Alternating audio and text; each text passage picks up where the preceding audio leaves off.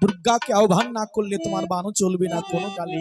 রামচন্দ্র বন ভুলে বাণকে পূজা দিয়ে ছেড়ে দিলে বাণ কিছুদিনে গিয়ে অধবদনে পড়ে যায়। ঠিক এমন সময় দৈববাণী ব্রহ্মা কয়ে, ব্রহ্মা বলে এ গলক না তো আর তোমার সুধা। ব্রহ্মা বলে গোলকনাথ তোমার সুধা।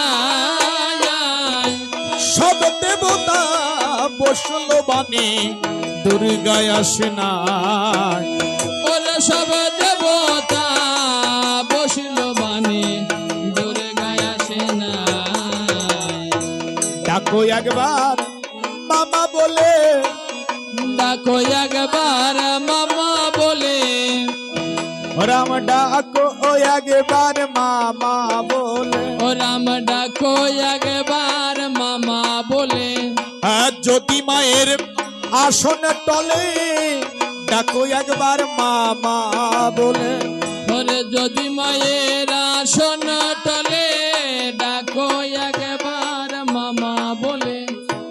মামা বলে রামচন্দ্র করিল সর। মামা বলে রামচন্দ্র করিল শরণ। কৈলাসেতে পার্বতীর এবার টলিল আসন। ওরে কৈলাস হতে পার্বতীর টলিল আসন। রামচন্দ্র যখন দেবী দুর্গাকে করেছে আহ্বান, মামা বলে ডাক দিয়েছে, তখন দেবী দুর্গার কৈলাস পর্বতে নরে আসন খান। দেবী দুর্গা ডাক দিয়ে বলছে তার মনস্কন্যা মনসাকে, মামা পদ্মা বলতে পারিস আমার প্রাণ কেন করে আনসান, বিপদে পড়লো কি কোনো সন্তান? পদ্মা ডাক দিয়ে বলছে, মা আজকে তো লঙ্কায় রাম রাবণের যুদ্ধ। আমার আছে জানা এই জগতের বুকে কোনো সন্তান বিপদে না পড়লে পিতামাতার চরণ স্মরণ করে না। এই জগতের সন্তান তখনই পিতামাতার চরণ স্মরণ করে যখন তারা বিপদে পড়ে। আমার মনে হয় এই জগতে তোর কোনো সন্তান বিপদে পড়ে আজকে স্মরণ করেছে। দুর্গা ডাক দিয়ে কয়, ও পদ্মা, এই লঙ্কার ভিতরে রাবণের মতো এত বড় ভক্ত আর আমার কেউ নেই। তাহলে কি আজকে রাম রাবণের যুদ্ধে রাবণ আমাকে স্মরণ করলো? তাহলে তো একবার যুদ্ধে যেতে হয়। ইয়ে তো শুনি দুর্গা দেবী করিল গম। তো শুনি দুর্গা দেবী করিল গাময়ন। উপনীত হলো এসে আসি যেথা নারায়ণ। ওরে উপনীত হলো আদি যেথা নারায়ণ। দেবী দুর্গা কৈলাস পর্বত হতে রাম রাবণের যুদ্ধ যে তাই সেখানে এসে উপনীত। দেখতে পায় এক পক্ষে রাম আর এক পক্ষে রাবণ, দুই দিকে দুই দল সৈন্য সাজিয়ে দাঁড়িয়ে আছে অবিকল। তাই দেবী দুর্গা মনে মনে ভাবছে আজকে কে কার পক্ষে যুদ্ধ করে আগে তাই দেখবে। দেখতে পায় রামের রথে সমস্ত দেবতা গণ নয় একজন, মাত্র তার স্বামী ভোলা পঞ্চানন। অর্থাৎ রামের রথে কেবল তার স্বামী ভোলা পঞ্চানন। আর এদিকে রাবণের রথে সমস্ত দেবতাগণ শূন্য মার্গে দূর হতে দেখিবারে পায় দেবী দুর্গা। মনে মনে চিন্তা করে, হায় হায়, আজকে রাম রাবণের যুদ্ধের দিনে আমরা সকল দেবতারা রাবণের পক্ষ নিলাম, অথচ আমার স্বামী একা শিব কেন রামচন্দ্রের রথে রইল? তাই নিজের স্বামী শিব ঠাকুরকে ডাক দিয়ে বলছে, ও ভোলা শিব, ভোলা পঞ্চানন, বলি রাম রাবণের যুদ্ধের দিনে এসে দেখো আমরা সকল দেবতাগণে রামের পক্ষ নয় রাবণের পক্ষ করেছি অবলম্বন। তা তুমি আমাদের সকল দেবতাকে ছেড়ে ও ভোলা তুমি একা একা কেন রামচন্দ্রের রথের নিয়েছো আসন? তুমি বা রাবণের রথ উঠেছে কেন? দেখো ভোলা পঞ্চানন, তুমি যদি রাবণের রথে থাকো আর আমরা সকল দেবতা যদি রাবণের পক্ষে থাকি, তাহলে যুদ্ধ তো রাম রাবণে হবে না, যুদ্ধ তো হয় তোমার আর আমার সাথে, স্বামী আর স্ত্রীর মধ্যে। হ্যাঁ হবে, ক্ষতি কিসের? তার মানে শিব ঠাকুর, তাহলে তুমি কি আমার সাথে যুদ্ধ করতে চাও? আমি তো বলছি তুমি ওই রাবণের রথ থেকে নেমে আসো। ও, তোমার বর দেবার সময় মনে থাকে না কারে কি বর দিয়ে দাও নাকি? তাই বলছি, কেন হর দিলে বল লঙ্কারী রাবণে। ওরে কেন হর ওরে দিলে বর লঙ্কার রাবণে, বর দিয়ে ওরে বধপুত্র, বর দিয়ে বধপুত্র। ওরে বধ পুত্র, বধ কি কারণ? বধ কি কারণ,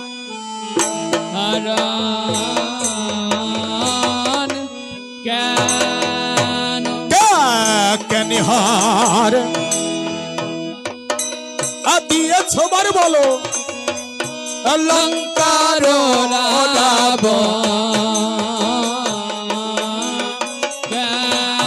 পদ দিয়া আবার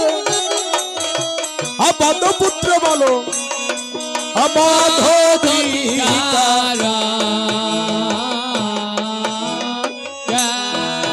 না, নাই কো বুদ্ধি কেবল সিদ্ধি গাল বাজানো সাপের মালায় আর শ্মশানের ধুলা অঙ্গেতে মাখা, কেন এই ভালো। এখনো সময় আছে, রামচন্দ্রের রথ ত্যাগ করে রাবণের রথে এসো। ভাং খাও, দুধ থাকাও, শ্মশানের ছাই গায়ে মাখো। তোমার কীর্তিকলাপ কার্যকলাপ জগতের বুকে যদি ভক্তরা জানে, তাহলে তোমাকে নিন্দা করবে। শিব ঠাকুর ডাক দিয়ে বলছে, দেখো ও দেবী দুর্গা, আজ এত ভক্তের সম্মুখ পানে এসে তুমি আমারে কেউ ভাং খাই, ধুতরা খাই, শ্মশানের ছাই গায়ে মাখি যাই। এই এটা ভক্তের সামনে তুমি আমারে অপমান করেছো। স্বামী নিন্দা কেউ করে? হ্যাঁ, তবে তুমি আমারে সব দোষ দিচ্ছ, তোমার কোনো দোষ নাই। এই শিব ঠাকুর তো ভাং ধুতরা খায়। দুর্গা, তুমি কিছু খাও না? আমি খাই রে ভাঙ ধুতিরা, তুমি খাও হে রোধি আমি জানি, আমি খাই রে ভাঙ ধুতিরা, তুমি খাও হে রুধি। আমি জানি, আমার গলায় সাপের মালা, বিষকণ্ঠ কালী আমি জানি। দুর্গা, তুমি আমারে কষ্ট ভাঙ দুধ আমি খাই, তুমি তো সন্তানের রক্ত খাও, লজ্জা করে তোমার? তুমি আর একটা কটু বাক্য বললা যে আমি শিব ঠাকুর নাকি শ্মশানের ছাই গায়ে মাখি, শ্মশানে থাকি। এই ভালো কথা। আমার গলায় সাপের মালা, দুর্গা, তা তোমার গলায় কিছু নাই? আমার গলে সাপের মালা, বিষকণ্ঠ কালী আমি জানি, আমার গলে সাপের মালা, বিষকণ্ঠ কালী আমি জানি। তোমার গলে মন্দির মালা, লাজ খেয়েছ কালী আমি জানি, আমার গলে সাপের মালা, বিষকণ্ঠ কালী আমি জানি। তোমার গলে মন্দির মালা, লাজ খেয়েছ কালী আমি জানি। তুমি আর একটা কথা বললা আমি নাকি বিয়ে করতে গিয়ে উলঙ্গ হয়েছিলাম। ভালো কথা, তুমিও তো কোনোদিন উলঙ্গ হয়েছিলে, মনে পড়ে? শুম্ভ নিশুম্ভ বধের কারে তোমার বসনখানা যখন পড়েছিল খুলে ছিল বা কোথায়? তবে দেখো দুর্গা, তুমি আমাকে একটা কটু বাক্য বললে, আমিও তোমাকে একটা কটু বাক্য বলবো, তাতে কি হবে জানো? ভক্তের মধ্যে তোমার আমার প্রেম লঘু হবে। তার চেয়ে দেখো আমার গোলকের হরি রাম অবতার আমার আছে জানা। তুমি যদি রাবণের রথে থাকো দেবী দুর্গা, তাহলে রাবণ বৎসান্ত হবে না। দেবী দুর্গা ডাক দিয়ে বলছে, ভোলা পঞ্চানন, রাবণ আমার পুত্র একজন, তাই সন্তান যদি বিপদে পড়ে একে একে সবাই ফেলে যায়, মা তাকে ফেলতে পারে না। আমি রাবণ কি, ও আমার পুত্র সম কথা নয়, আমি ওকে ত্যাগ করতে পারবো না। ও রাবণ, আয় তুই আমার কোলে, দেখি এই মহিতলে তোকে আজ আমার কোল থেকে কে কেড়ে নেয়। ও শিব ঠাকুর, তুমি রাবণকে নিধন করতে চাও, রাবণ বধ করতে চাও, আমি করলাম মানা, রাবণকে কোলে নিয়ে বসলাম। এই জগতের বুকে রাম নয়, কারো সাধ্য নাই রাবণকে নিধন করতে পারবে না। দেবী দুর্গা যখন রাবণকে কোলে নিল, রথের উপরে বসে রাবণ কোলে গিয়ে রামকে ডাক দিয়ে বলছে, তাই ও রাম, রাম এখনো আছে সময়, থাকতে সময়, চলে যাও অযোধ্যায়। মা যখন নিয়েছে কোলে আমায়, তা না হলে আগে নিধন করব লক্ষণ, পরে নারায়ণ। রাম, তাই তোমায় করি মানা। রাম, রাবণের যুদ্ধ আর হবে না, থাকিতে সময় কর প্রত্যাগমন, তা না হলে আগে করিব লক্ষণ নিধন। এহেন বাক্য শ্রবণ করে রাম ডাক দিয়ে বলছে বিভীষণের ধারে, বিভীষণ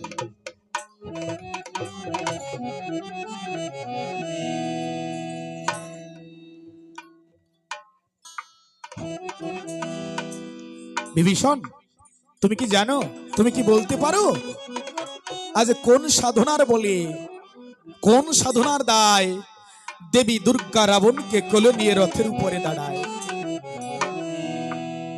কি হেতু 181 বার আমি রাবণের মুন্ডু করেছি কর্তন, তবুও রাবণের কাটা মুন্ডু লম্ফ দিয়ে জোড়া লেগে গেল কি কারণ?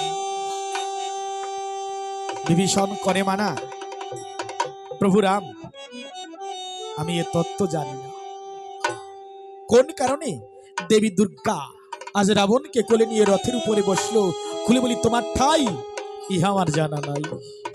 কেন রাবণের কাটা মুন্ডু লম্ফ দিয়ে জোড়াই বা লেগে গেল? রাম ডাক দিয়ে বলছি, ভীষণ লঙ্কার গোপন কথা একমাত্র হেতা তুমি জানো, আর তুমি যদি না বলতে পারো তাহলে রাবণ নিধন সম্ভব নয়। ওই যে রাবণ দেবী দুর্গার কোলে থেকে ডাক দিয়ে বলছে, রাম করো প্রত্যাগমন, তা না হলে আগে করব লক্ষণ নিধন, পরে রাম নারায়ণ। বিভীষণ, তোমরা একটা কাজ করো, ধনুর্বাণ ত্যাগ করো, মনোপ্রাণ এক করো, আমার লক্ষণকে নিয়ে করো প্রত্যাগমন, আমার লক্ষণকে নিয়ে তোমরা অযোধ্যায় চলে যাও। আর আমি তো সীতাহারা পাখি, আমার সীতা যে দেশে গেছে আমি না হয় সে দেশে যাব। কেন জানো, গুরুজনে বলে, শাস্ত্রে কথা মিলে, যে জীবনে যদি কাউকে জম নিয়ে যায়, জম যদি কাউকে নিয়ে যায়, 2 বার করে দেয় সাবধান, 3য় বার রেখে যায় না। এই পিতার সত্য পালনে 2টি ঘোর বিপদ আমার গিয়েছে। একদিন রাবণ ফেলেছিল লক্ষণকে শক্তির শেলে, আর একদিন মহিরাবণ নিয়েছিল পাতালে। এইবার 3য় বিপদকালে হয়তো আমি লক্ষণকে নাও বাঁচাতে পারি, তাই কথা ধরো, প্রত্যাগমন করো, আর আমার সীতা যে দেশে গেছে আমি না হয় সে দেশে যাব। কেন জানো, খুলে বলি তোমার ঠাই, জীবনে যার সহধর্মিনী নাই, ধর্মের পথে তার এগিয়ে দিতে বান্ধব নাই। অবিভীষণ, জগতে যে তার সহধর্মিনী হারা, সে তার ধর্মকেই হারা। বিভীষণ, পিতামাতার মতো কথা নয় অসঙ্গত, আপন হয় না জগতের বুকে কোনো জন, কিন্তু আমি করি বর্ণনা, জগতে পিতামাতা সকলার চিরদিন বেঁচে থাকে না, কালের কবলে প্রকৃতির নিয়মে একদিন যে যার দেশে চলে যায়। জগতে যখন পিতামাতা চলে যায়, তাই ওই সহধর্মিনী আর পতিকে নিয়ে জীবন সাথী পথ চালাতে হয়। জীবনে যে এই সহধর্মিনী হারা, সে হয় তার ধর্মকেই তাই হারা। কেমন, আমি প্র্যাকটিক্যালি কথাটা বলছি। মনে করুন, প্রতিদিন আপনি হয়তো স্নানের পরে হালকা কিছু খেয়ে একটু ঘুমিয়ে পড়েন, আজও স্নান টান করে এসেছেন, বয়স 70 হয়ে গেছে কিংবা 50 ঊর্ধ্ব। স্ত্রী ডাক দিয়ে বলছে, হ্যাঁ গো, ঘুমাতে যাচ্ছ নাকি? হ্যাঁ, স্নান করে এসেছি, ভাবলাম একটু ঘুমাবো। স্ত্রী করে মানা, তুমি আজকে ঘুমাইয়ে না। কেন? বলছে, কেন তুমি শোনোনি আজকে ওই রায়বাড়ি মধুর রামগুণ কীর্তন মনে আছে? ভাবো, তুমি যদি আজকে না ঘুমাও, আমি স্নান টান করে তাড়াতাড়ি আসি, স্বামী স্ত্রী দুইজন মিলে একত্তরে সাধুর দুয়ারে গিয়ে সাধু সঙ্গ করব। কেন জানো? আমি শুনেছি জগতের গায়ে সংসার করতে গিয়ে স্বামী স্ত্রী মহাপাপ করে, জ্ঞাত পাপ আর অজ্ঞাত পাপ। সংসার করতে গেলে এটা লেগে যায় গায়ে, জ্ঞাত পাপ আর অজ্ঞাত পাপ। কিন্তু স্বামী, আমি শুনেছি স্বামী স্ত্রী যে ধরনের পাপ করুক না কেন জগতের গায়ে, স্বামী স্ত্রী একত্তরে দুইজনে কবু বিচারে আত্মসমর্পণ করিয়া গিয়ে ভক্তি সহকারে সাধুর চরণের ধুলি নিলে নাকি তাদের মহাপাপ যায়। আমি মনে করলাম বিবেচনা, সংসার করতে সারা জীবন কত অপরাধ করেছি না, আজ মনে আছে ভাবো, আজ হরি হরি হরি বলে সাধুর দুয়ারে গিয়ে একবার সাধুর চরণের ধুলি মাথায় দিব।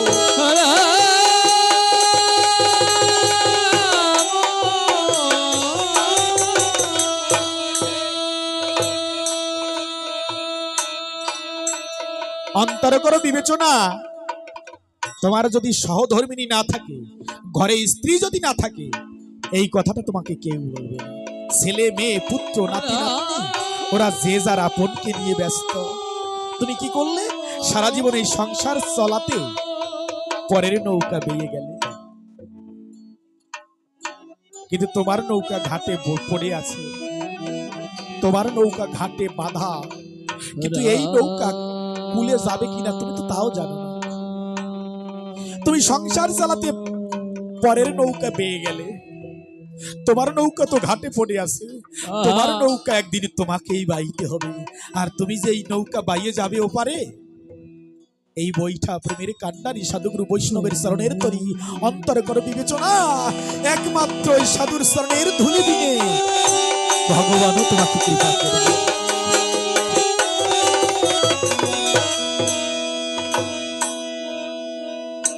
বিভীষণ, আমি যেমন সহধর্মিনী হারা, সীতাও তো আমাহারা। বিভীষণ, জীবনে থাকতে যার নাই পতি, এই জীবনে থাকতে নাই যার পতি, বিভীষণ সে হারায় তার জীবন চলার পথের গতি। স্রোতের শ্যাওলা যেমন সারা জীবন ভেসে যায়, এক ঘাটে তার স্থান হয় না। এইভাবে যে নারী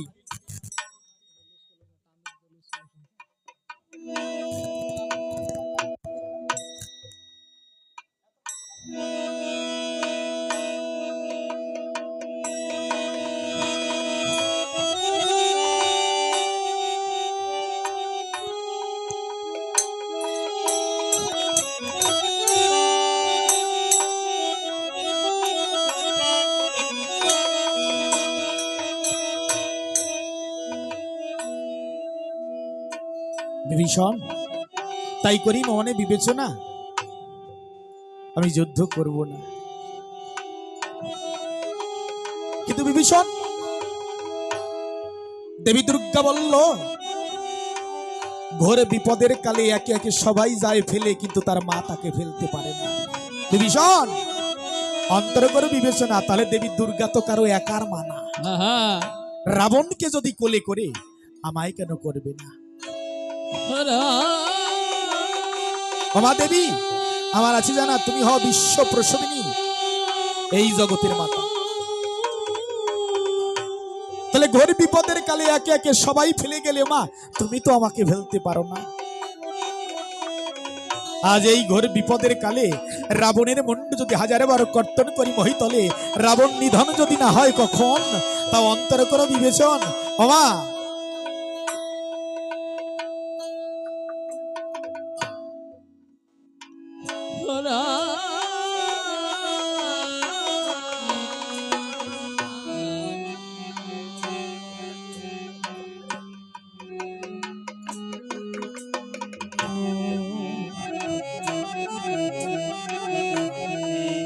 আজ তাই ঘরে বিপদে পড়ে দেবী দুর্গাকে মামা বলে প্রভু রামচন্দ্র মাতৃপদে করেছে ক্রন্ধন, করছে বন্দন। দেবী দুর্গা পায় স্মরণ করছে পিতামাতার চরণ ধরায়। আজ ভগবান ঘরে বিপদের কালে বন্দনা করে পিতামাতার চরণ। মধুর রামায়ণ খানি খুললে পরে লঙ্কা কাণ্ডের ভিতরে দেখবেন প্রভু রামচন্দ্র বিপদে পড়ে এই লঙ্কা কাণ্ডে রাম রাবণের যুদ্ধের প্রারম্ভে প্রভু রামচন্দ্র বিপদে মাতৃচরণ পিতৃচরণ করছে বন্দনা, চোখের জলে করেছে যুদ্ধের ঘোষণা। তা ভগবান করেছে বিপদে পড়ে মায়ের পায়ে বন্দনা, পিতার পায়ে বন্দনা করছে, পিতামাতার চরণ স্মরণ। তা ভগবান বিপদে যদি পিতামাতার চরণ স্মরণ করে, আর আমি তো জীব মাত্র ভাই। আজ প্রভু রামচন্দ্র ঘোর বিপদে পড়ে কিভাবে পিতামাতার চরণে স্মরণ করে কান্না করে মহাকবি বাল্মীকি আপন কলমে গায়। ভরতদাস সে দেখো অপরূপ লীলা। আজ ভগবান কাঁদে বিপদে পড়ে, তাই এই জায়গায় লিখে যাও গা, বিপদে পড়লে যে সন্তান পিতামাতার চরণে করে স্মরণ, চোখের জলে কিভাবে কাঁদে ভগবান। তাই আজ আপন বিপদে ভগবান কাঁদলেন কিভাবে। ওরে এমন ঘরে বিপদ কালে আমি ডাকি মা তোরে, ওরে ডাকি মা তোরে,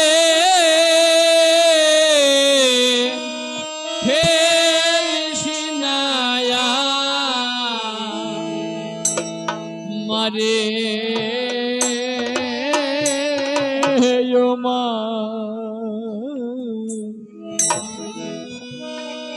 হয় মা দুর্গে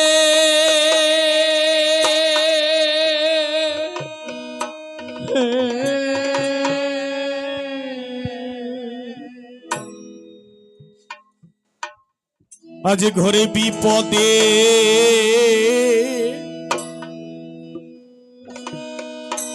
ওরে মামা বলে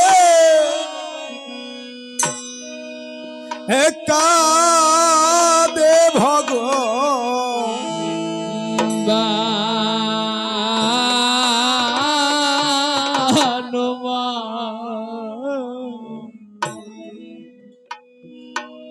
হয় মা দুর্গে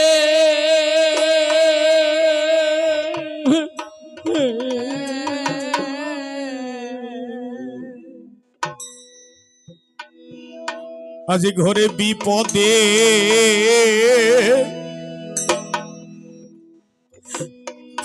মামা বলে কাঁদে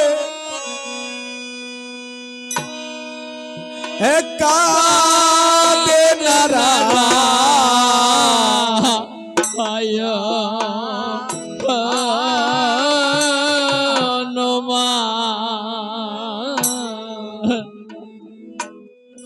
আয় মা দুর্গে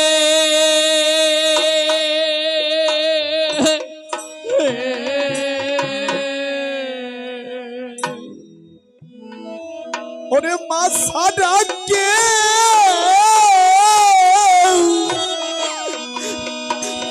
বুঝে না ভাই সন্তানের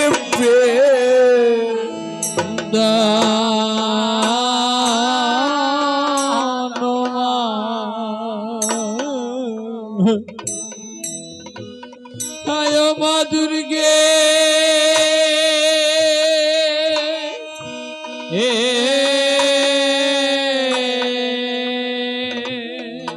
এইভাবে মানাই মানাই ঘরে হরিব ঘর হয় রে তার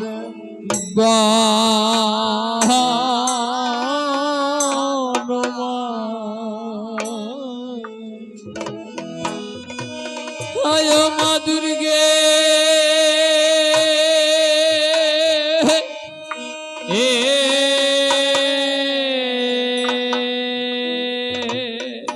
এইভাবে মানাই মানাই ঘরে চার ঘর হয় রে তার মা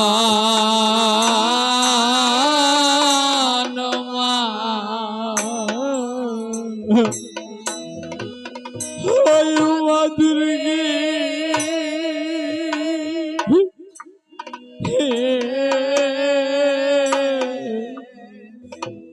ওরে মা সারা কে হরিবল হরিবল ওরে মুছে দেয় না করে দুই চোখের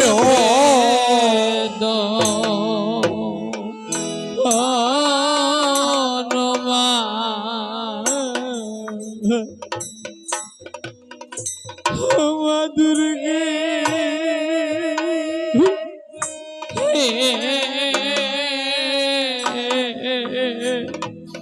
এইভাবে যারা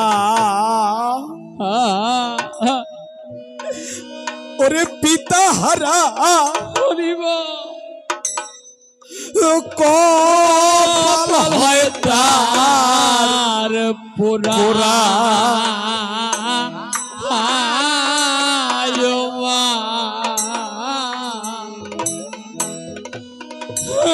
দুর্গে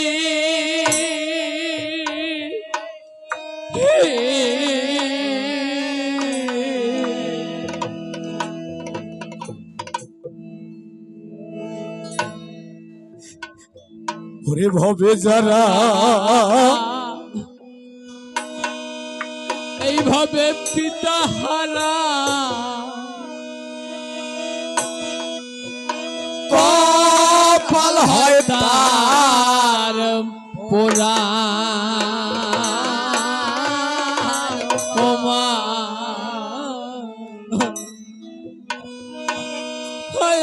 দুর্গে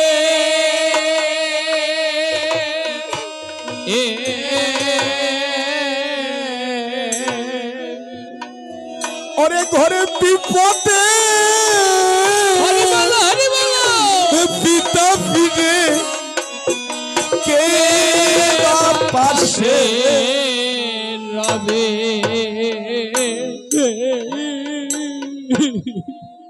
মা দুর্গে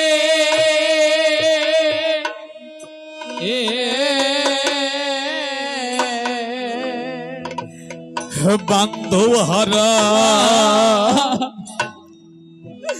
সন্তান যেমন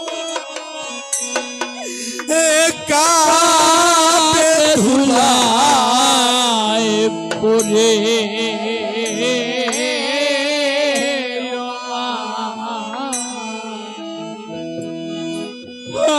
মা দুর্গে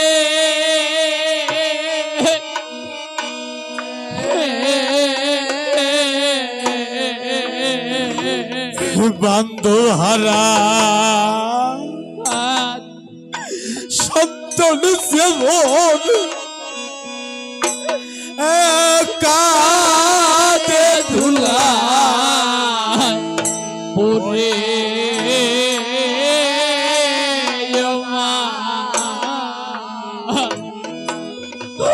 মা দুর্গে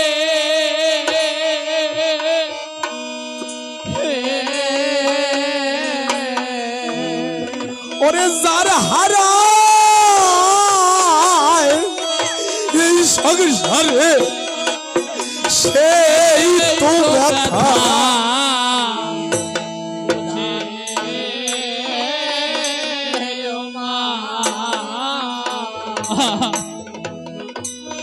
মা দুর্গে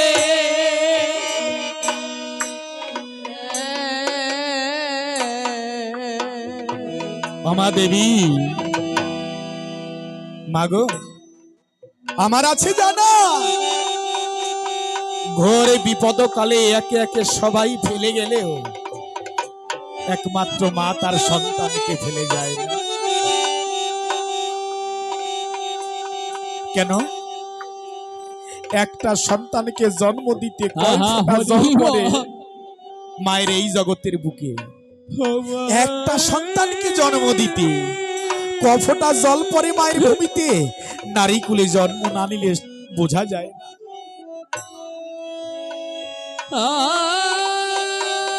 এই একটা কারণে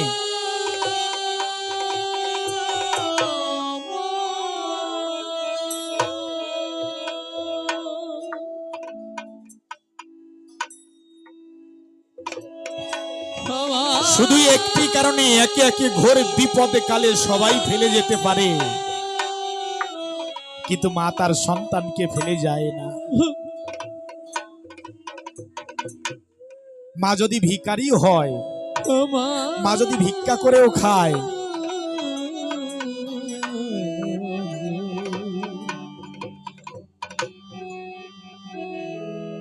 সারাদিনই পরে দেখবেন রাস্তাঘাটে চলতে গেলে দেখবেন পাগল আছে না, এলোমেলো কেশ, ধুলাবালি গায়ে, সেটা একটা হয়তো শাড়ি পরা ধরায়, কাছে তার কোলে সন্তান। রাস্তাঘাটে চলতে দেখা যায় না? কোনো বাবাকে দেখেছেন পাগল হয়ে তার সন্তানকে কাঁধে নিয়ে ঘুরে বেড়ায়? দেখেন নাই? 2016 সালে লঞ্চ ডুবেছিল মাওয়ার ঘাটে, মনে আছে? তখন পদ্মা সেতু হয়নি। ওই লঞ্চে যখন ডুবেছিল, সরকারি লোক যখন ডেড বডি তুলেছিল, ওই লঞ্চটা যখন তোলে, টিভির পর্দায় ক্যামেরায় অনেকে দেখেছেন, এক মা, বাড়ি তার বরগুনা, সবেমাত্র বিয়ে হয়েছে, 4 বছরের একটা ছেলে। ওই লঞ্চ যখন ডুবে গেছে, মাও মরে গেছে, ছেলেও মরে গেছে, কিন্তু মা তার কোল হতে ছেলেকে ছেড়ে দেয় নাই, মা তার সন্তানকে ছেড়ে দেয় নাই। মা মরে গেছে, সন্তানও মরে গেছে, কিন্তু পৃথিবীর ইতিহাসে বিরল ঘটনা। জগতে আমরা বাবারা জগতে ইহা সহজে মেনে নিতে পারি না, পারিও না। জগতে যখন কটা বাবা আছে যে মরণকে হাসি মুখে সন্তানকে কোলে নিয়ে বরণ করে, কিন্তু হাজার হাজার ঘটনা আছে জগতের বুকে একজন মা বাঘের মুখ হতেও সন্তানকে ছিনিয়ে নিতে চায়, নিজে মরণের ঘরে যায়, কিন্তু বিপদকালে সন্তানকে ফেলে যায় না।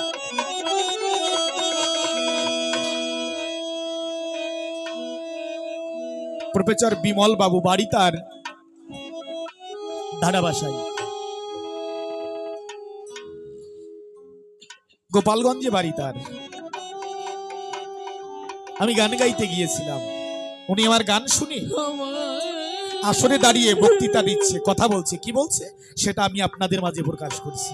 উনি বলছে যে আমি সারাদিন কলেজে থাকি, বাড়ি আসলে এ বাড়ি ও বাড়ি যেতে হয়, বিভিন্ন দরবারে যেতে হয়। আমি কোনোদিন ঘরে 10টায় ফিরি, কোনোদিন 8টায় ফিরি, কোনোদিন 11টায় ফিরি, কিন্তু আমি যখন ঘরে ফিরি আগে মায়ের রুমে প্রবেশ করি। মা আমার অন্ধ। আমি যখন ঘরে প্রবেশ করি আমার মা তখনই ডাক দিয়ে কয়, কিরে বিমল বাড়ি এলি? আমি একদিন মাকে প্রশ্ন করেছিলাম, মা আমার তুমি তো দেখো না, তুমি তো অন্ধ।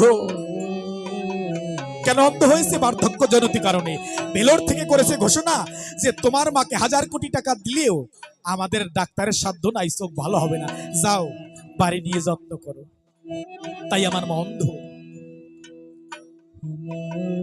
বিমল ডাক দিয়ে বলছে, মাগো আমি কোনোদিন দেখি নাই, যখন আমি ঘরে প্রবেশ করি তুমি সাথে সাথে বলো বিমল বাড়ি এলি? ও মা তুমি তো দেখো না, বোঝো কোন কায়দায়? বিমল বাবু বলছি আর চোখের জল পড়ছে। ও মা তুমি তো দেখো না, কিন্তু তোমার বিমল যখন রুমে ঢোকে, ও মা তুমি বোঝো কোন কায়দায় যে তোমার বিমল বাড়ি এসেছে?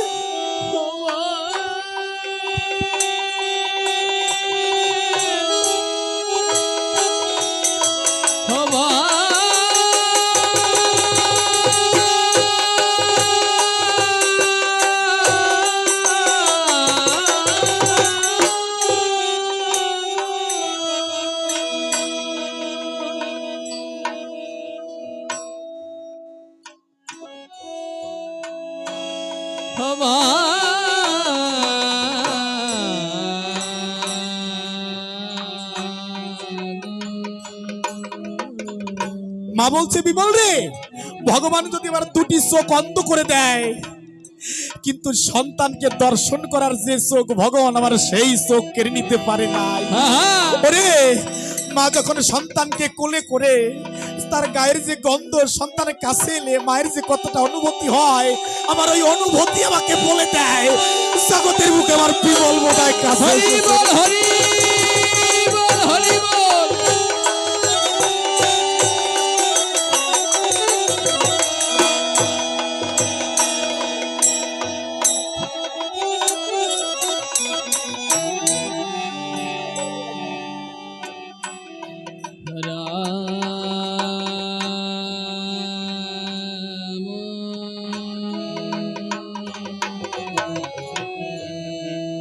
এই মা জীবনে সব পারে, কিন্তু তার সন্তানকে ঘোর বিপদে ফেলতে পারে না।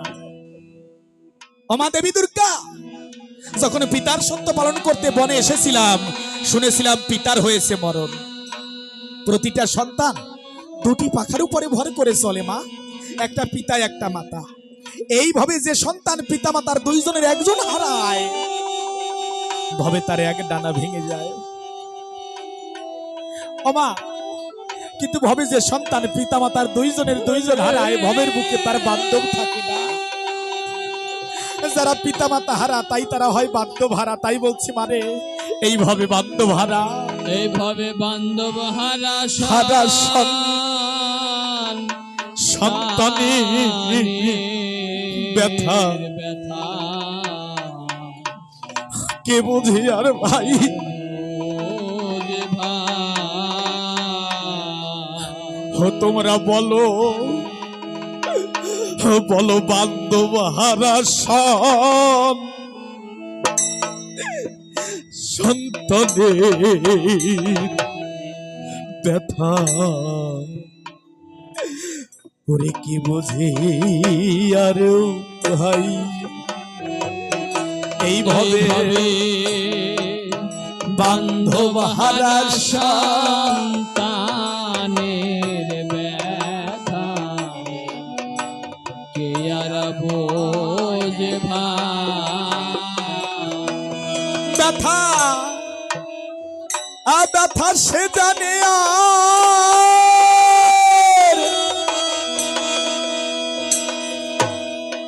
ওরে সেই তো জানে রে। ওরে ব্যথা সে জানে ওরে সেই তো, ওরে সেই তো জানে রে। ভবে যার ঘরেতে ওরে বাবা মানাই, যার ঘরেতে বাবা মানা, ভবে যার ঘরেতে বাবা মানাই, ওরে ভবে যার ঘরেতে বাবা মানা, ও তার চোখের জল মুছার ওরে ভবে কেউ নাই যার ঘরেতে ওরে বাবা মানাই। এইভাবে চোখে জল মোছা কেহ নাই যার ঘরেতে বাবা মানা। ভবে আমি একজন হরিবল হরিবল, বান্ধব হারা। এইভাবে আমি একজন বান্ধব হারা, এইভাবে আমি একজন বান্ধব হারা। ও তোমরা চরণ ধুলি দেও সাধু যারা, আমি ভবে বান্ধব হারা। তোমরা চরণ ধুলি সাধু যারা, আমি ভবে বান্ধব হারা। এমন ভক্তের ধুলি মাথায় তুলি, আমি এই ভগত ধুলি একবার মাথায়, বান্ধব হারা অভাবে আমি এ ভগত ধুলি আমি মাথায়। এমন ভক্তের ধুলি গায়ে গায়ে মুখে যাই। আমি এ হরিবল হরিবল হরিবল। ভগতের ধুলি আমি গায়ে মেখে যাই। আমি আমার দিনার পাই কি না পাই, এই ভগতে